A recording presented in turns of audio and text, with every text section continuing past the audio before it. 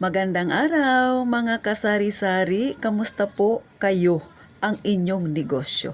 Nitong December 31, 2023, kamusta ang inyong benta hanggang ngayon, January 1, 2024? O diba sa titintin ninyo, grabe na ang pangangalumata.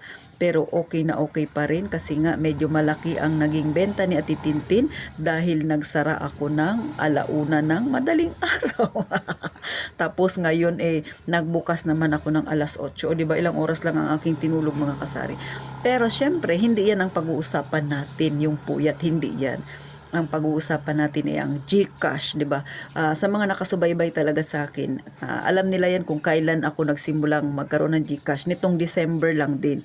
Pero hindi ko lang matandaan kung anong date. Pero si Ate Tintin ninyo mahilig magsusulat, kaya na December 19 nagsulat ako kung hanggang nung December 31 kung magkano ba talaga ang aking kinita sa GCash. So eto na mga kasari, reveal na ni Ate Tintin. Kumita ako ng 960 mga kasari. O tuwang-tuwa na si Ate Tintin ninyo, 'di ba? Galak na galak ang puso ko kahit na sa iba ang 960 ay maliit lang 'yan.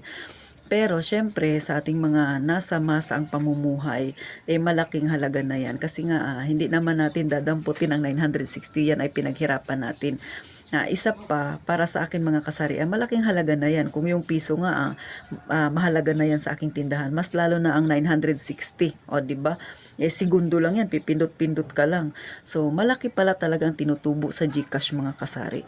Naakalain mo yun, kung yung pera mo, nilagay mo lang sa bangko, ginawa mong savings, hindi kikita yan ng 1,000 or 960. Ito nga kita ko, wala pa ito isang buwan So, tama yung naging desisyon ko na i-withdraw yung aking pera. Pero may tinira naman ako na konti.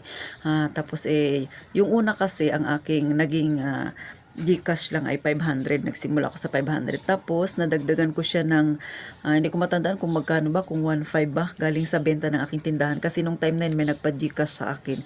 Wala na akong pera kasi nakakapamili ko lang. So ang pera na meron ako yung benta ko nung araw na yun. So syempre, tinaya ko na sa GCash. O, diba mga kasari? Then, nag-withdraw ako sa aking Cebuana 24K ng 5,000. Dinagdag ko siya sa GCash ko. Then, next day, nagdagdag ulit ako ng 8,000. Withdraw ko siya sa savings ko doon sa may bangko. Pero may iniwan naman ako mga kasari. So, akalain mo, ganun lang ang aking naging puhunan. So sabihin na natin naglinis ako ng 15,000 na puhunan. Akalain mo yun tutubo ka ng 960 mga kasari. O di ba? Malaking bagay na yan. Wala pa yan na isang buwan yung tubo na yan. So malaki na rin siya kasi nga kung sa bangko yan, hindi naman kikita ng ganyan ang iyong pera. O ibig sabihin na natin 1,000 na lang ang kikitain mo kada buwan-buwan. Sa isang taon, ibig sabihin 12,000 din yun. O di ba? Malaking halaga din yung mga kasari. O, hindi ko ito nire-reveal para syempre inggitin kayo. Kasi hindi naman kainggit-inggit yung aking naging tubo. Gusto ko lang ma-inspired yung mga kagaya kong may tindahan din na kagaya sa akin ay maliit din. Yung iba dyan ay medyo struggle sa kanilang tindahan. Tapos nag-iisip ng panibagong sideline, bakit hindi mo subukan kasari ngayong 2024, di ba? Malay mo, mas malaki pala yung, o kaya mag-boom pala yung iyong GCash. Pero syempre, bago mo pasukin yan, magtanong-tanong muna. Kailangan magkaroon ka muna ng kaunting idea kasi syempre mahirap din, baka usong-uso ngayon yung mga scam na yan. So, bago mo pasukin yan, dapat may kaunti ka ng background para hindi mangyari sa'yo yung nangyayari sa mga kagaya nating kasari na nai-scam dyan sa GCash nila mga kasari. So, ingat lang din ng kaunti. Kasi nga, alam mo naman yung ibang tao, di ba? So, hindi natin alam ang mga pag-iisip ng mga yan. So, kailangan mag-ingat din tayo para rin sa safety nating mga may tindahan. So, sana mga kasari ay na-inspired ko yung iba dyan na nanonood sa akin. Yung iba na wala pang tindahan pero nag-iisip na rin na magkaroon ng tindahan.